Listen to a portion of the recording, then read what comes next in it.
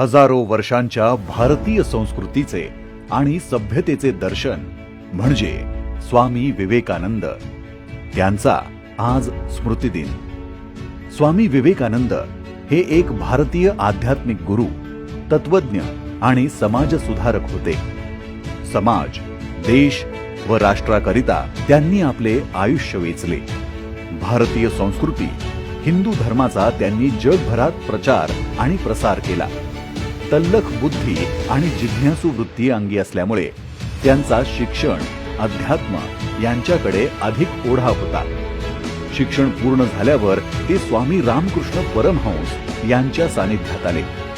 स्वामी रामकृष्ण परमहंस यांनी वेदांत आणि योग यासारख्या भारतीय आध्यात्मिक परंपरांची ओळख त्यांना करून दिली। शिकागोमध्ये भरलेल्या जागतिक धर्म परिषदेत त्यांनी आपल्या प्रभावी वक्तृत्वातून हिंदू धर्माचे तत्वज्ञान, वेद उपनिषदे आणि विश्वबंधुत्वाचा संदेश प्रभावीपणे मांडला।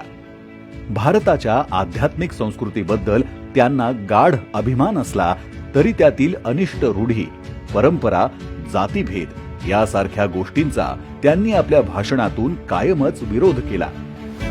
स्वामी विवेकानंदांचा तरुणांच्या क्षमतेवर आणि सामर्थ्यावर प्रचंड विश्वास होता।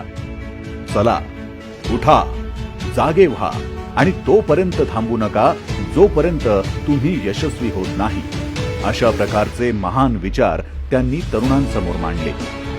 त्यांचे सेवा, मानवता आणि आध्यात्मिक ज्ञानाचे विचार आपल्याला सशक्त आणि गतिशील भारत निर्माण करण्यासाठी प्रेरणा देतील। अशा या थोर युगपुरुषाला स्मृतिदिनी विनम्र अभिवादन।